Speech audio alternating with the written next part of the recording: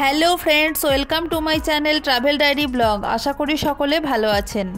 আজ আবার একটি নতুন ভিডিও নিয়ে আপনাদের সামনে চলে এসেছি। তাহলে চলুন দেরি না করে আজকের ভিডিওটি শুরু করা যাক। তবে ভিডিওটি শুরু করার আগে অনুরোধ রইল, দয়া করে চ্যানেলটিকে সাবস্ক্রাইব করে পাশে থাকা বেল আইকনটি প্রেস করে দিন, যাতে করে আমার করা নতুন নতুন ভিডিওর নোটিফিকেশন আপনি সবার আগে পেয়ে যান। আজ আমরা যাচ্ছি শিলিগুড়ি থেকে মাত্র 22 কিলোমিটার দূরে রোহিণী পার্ক ঘুরে দেখতে। তাহলে ভিডিওটি শেষ পর্যন্ত দেখতে থাকুন। সমস্ত তথ্যই আমি এই ভিডিওর মাধ্যমে আপনাদের সঙ্গে শেয়ার করব। রোহিণী যাবার রাস্তায় শুকনা পার করার পরই ছোট্ট একটা নদীর ব্রিজ পার করতে হয়, আর সেই ব্রিজটি পার হতে হতেই দেখলাম নদীর দুপাশে সুন্দর কাশফুল ফুটে রয়েছে। জানি না ক্যামেরায় কতটা বোঝা যাচ্ছে। এরপর আমরা রাস্তার দুপাশে চা বাগানের সৌন্দর্য দেখতে দেখতে এগিয়ে চললাম। চা বাগানের সৌন্দর্য শেষ হতে না হতেই ওদিকে পাহাড় উঁকি মারতে শুরু করলো। তাই চা বাগান সঙ্গে পাহাড়ের দৃশ্য সব কিছুই উপভোগ করতে করতে আমরা ধীরে ধীরে এগিয়ে চললাম রোহিণীর পথে।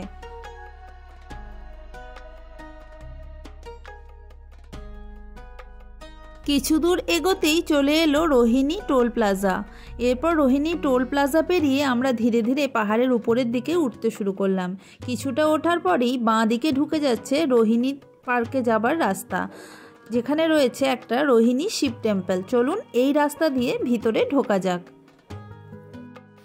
আমরা এসে পৌঁছে গেলাম রোহিণী পার্কের সামনে।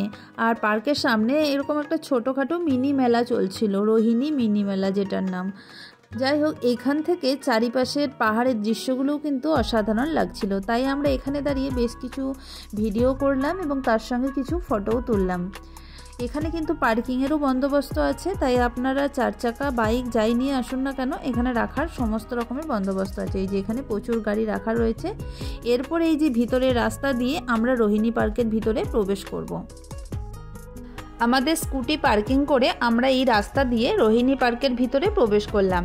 এই রোহিণী পার্কের ভিতরে ঢোকার পরেই সামনেই রয়েছে একটা ছোটোখাটো পুকুরি, আর এই পুকুরির পাশেই বসার জায়গা করা আছে বেশ কয়েকটা, সেখানে আপনারা বসতেও পারেন। আর এই যে ওপর দিকের রাস্তাটা দেখছেন, এই উপরের রাস্তাটা দিয়ে, এই যে এই পাশের রাস্তাটা দিয়ে এই ওপরের রাস্তাটায় উঠতে হয়, আর ওপরের রাস্তাটা দিয়ে এগিয়ে গেলেই রয়েছে ভিউ পয়েন্ট। সুন্দর ভিউ পয়েন্ট রয়েছে, সেখান থেকে চারিপাশের বেশ সুন্দর ভিউ পাওয়া যায়। ওই জায়গাটিতেও আমরা যাব, যখন যাব আপনাদের সঙ্গে শেয়ার করব।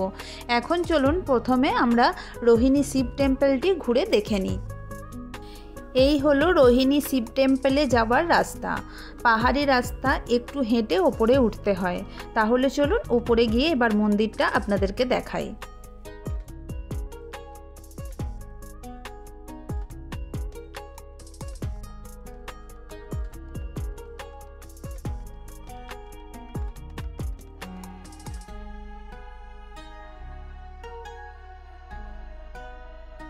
ওই রাস্তাটি ধরে ওপরে উঠে আমরা চলে এসেছি রোহিণী শিব টেম্পলে।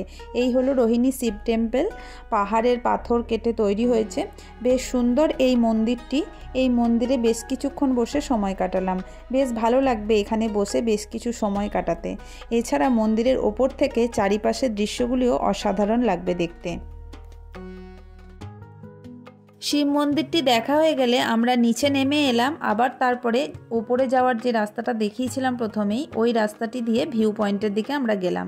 এই হলো ভিউ পয়েন্ট। এই ভিউ পয়েন্ট থেকে কিন্তু চারিপাশের দৃশ্যগুলি দেখতে অসাধারণ লাগে।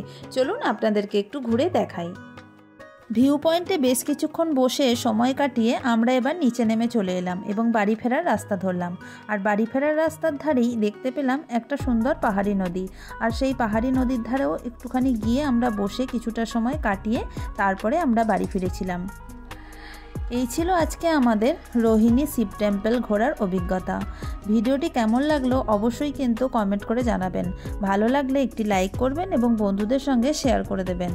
আর যারা আমার ফেসবুক পেজ থেকে ভিডিওটি দেখছেন, দয়া করে পেজটিকে ফলো করে রাখবেন। তাহলে আজকের ভিডিওটি আমি এখানেই শেষ করছি। আবার দেখা হবে নতুন কোনো জায়গায় নতুন কোনো ভিডিও নিয়ে। ততক্ষণ পর্যন্ত সকলে ভালো থাকবেন, সুস্থ থাকবেন। টাটা।